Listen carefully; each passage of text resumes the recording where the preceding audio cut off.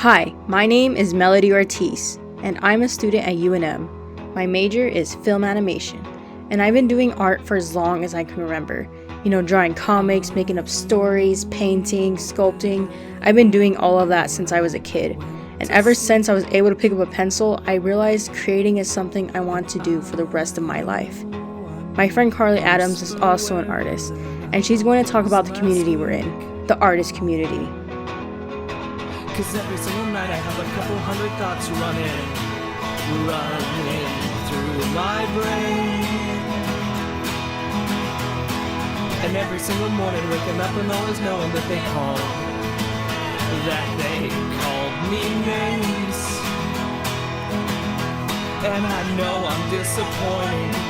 Yeah, I know I'm disappointing. So I'm sorry, Mom. Before I let Carly talk, I need to define what a discourse community is. A discourse community is a group of people communicating with one another with common goals or interests. There's a lot of different characteristics that define a discourse community, which are common goals, ways of interaction that provide information and feedback, ways that the members express themselves, and specific terms used by the community, also known as lexis. Now that you have some context, we can finally talk about art and the community created around it. Alright, it's interview time.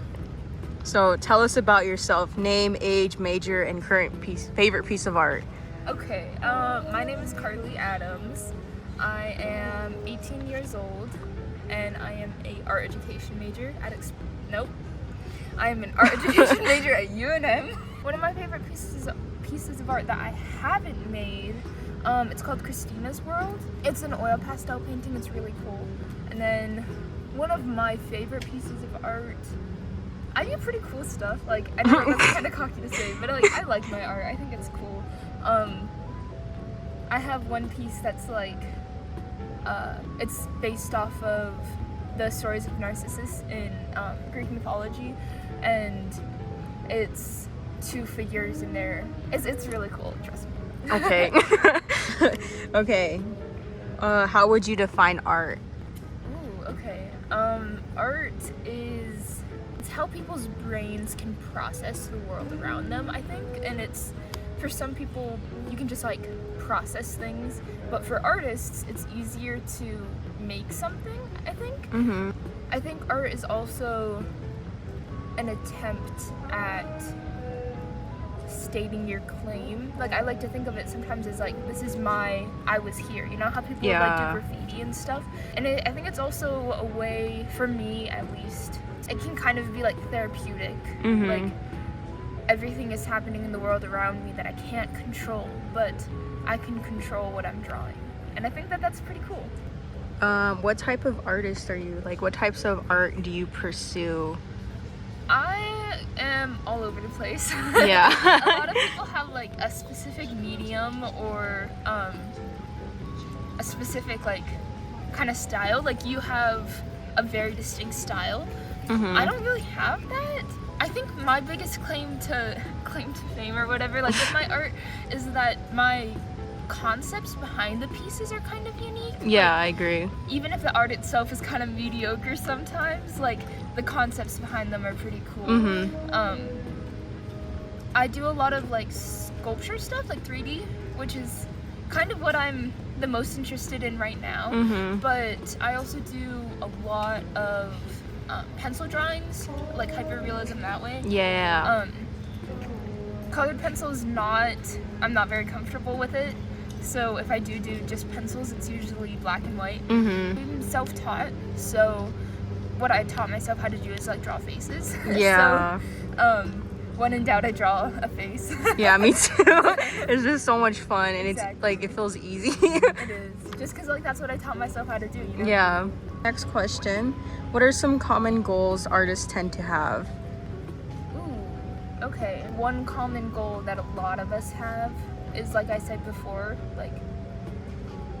expressing your existence, which sounds so dramatic, but it's yeah. Even if everything is gone, I still did a thing. I think also, depending on the artist, but I try to do this a lot, is expressing concepts that might be hard Yeah. to talk about. Definitely. Last year I did a really long, really lots of depth to it, a portfolio about addiction. So when things were happening in my life that I couldn't really comprehend and I didn't want to grieve, I could, instead of just being sad, which I obviously was, I could still maybe make something out of it. Yeah. Maybe help prevent what happened to me happen to anyone else. Yeah. I like that answer. Okay, next question. What are specific terms artists use? Like, for example, mediums, techniques, or like different words of visual language. Okay. Well, like you said, medium. I've said that a few times already. Yeah. It's the materials or technique that you use. So this could be a medium, could be watercolor, or a medium could be acrylic, 3D. There's like different genres in it, so, or like levels. So an overarching medium could be painting, but you could have acrylic, or watercolor, gouache. And I think that's pretty cool. Technique is how you do what you do. Yeah. So it goes pretty hand in hand with materials or medium. So if your medium is chalk pastels, the technique would be how you use the chalk pastels. Yeah. You could say critique. That's when multiple artists look at a piece and say what's good or what could be improved about it. Those are really beneficial, especially like at a school like this where you can get other opinions on what you've made. So hopefully you can change and get better in the future. Well, texture would be, it is like, it goes along with technique. So if you're doing a painting and you use like a dry brush, which would be a brush without water on it, just a dry brush, it'll have a different texture than if you're using a sponge. And you can use texture a lot to make different feelings in your painting. So like if you want something to feel very stark or rigid, you can use more of like a dry brush technique and like straight lines. Or if you want something to feel more soft, you can use spongier, like softer lines. Then there's like things like blending, where you can use different colors or patterns, blend them together. It's like the creation process in general. You go from an idea and then an idea to a sketch to different phases of it, where you can see the direct progress of your piece coming along. Portfolio, which is something I said earlier, is a series of pieces that all go along with one overarching theme. So it could be like mine was about addiction, or it could be a series of photographs that all have the same kind of vibe. It really just ties the theme all together. And then there's more specific terms that go along with like each of the mediums. Like chalk pastels are a certain type of pastel. There's things like that. It's kind of hard to think about like terms that we use when you're not like, they just kind of, since I've been using them for so long, they just kind of happen, you know? It's hard to like, think of specific ones. I agree. All right, my next question. What are some ways artists interact with each other? Okay, so like I said before, critique is a really good example of how we interact with each other, is talking about each other's work. And I think that that's one of my favorite parts about the art community. Even if it's not like talking about my work or someone else's, we can go into a museum or an art gallery and look at a picture, and we could stand there for 20 minutes and we just still would have stuff to talk about this one specific piece. Even if it's the smallest thing, we're able to appreciate and pick apart the artistic technique in pieces, which I didn't actually really know was going to be such an important thing to me until like I started doing that. And I'm like, I love it when I can talk to people about art and they can talk back to me about it. Yeah, I agree. And we can like appreciate it together. I think that that's really cool. I think another thing, in a school setting like this, there's like the process of like proposing ideas. Yeah. It's a little bit less here than at the high school I went to. We would all like present our ideas, and people would say, "I like this about it, but what if you did this?" And I think that really good ideas come out of that when artists are interacting and talking to each other. We can create some really cool things. I've also done some like joint projects where it'll be multiple people working together on one thing, and those can be a little tricky sometimes if you're like me and I'm like, no, it has to be like this. Yeah.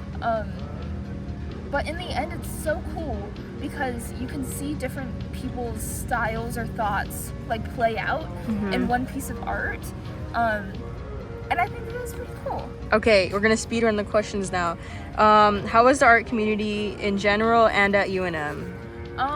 Just like, how is it? Yeah. Like, how is it? Cool. Okay. Good answer. I think the art community is a community that I didn't even intentionally like join, but I'm eternally grateful for everyone and how supportive everybody is. And I feel like I can express myself and not be judged. Yeah, exactly. And that I can create, and instead of, oh, she's the art girl, it's, oh, that's a cool thing you made, if that makes any sense. Yeah. Like, you're not just the quiet kid in the corner drawing anymore. Like, people are like, I'm also the quiet kid in the corner. Let's do stuff together and talk about cool art. And like, we can like go do things together. Like last Friday, we all went to like an art show opening and like a movie, and like I think that's just cool that we can surround ourselves with people who maybe don't have all the same opinions as us, but can relate to us and can add their opinions, and we can learn and grow like together, which probably sounds super cheesy, but like no, I agree though. All right, so those are all my questions. Thank you for answering them and giving everyone like a glimpse into the artist world. Of course. Yeah, so thank you for your time. That's it. Be my video. Okay, thanks. Show your zine. It's made by some awesome people, edited and drawn by Elise. Oh, nice. I wish I knew Spanish. I know a little bit, but not really.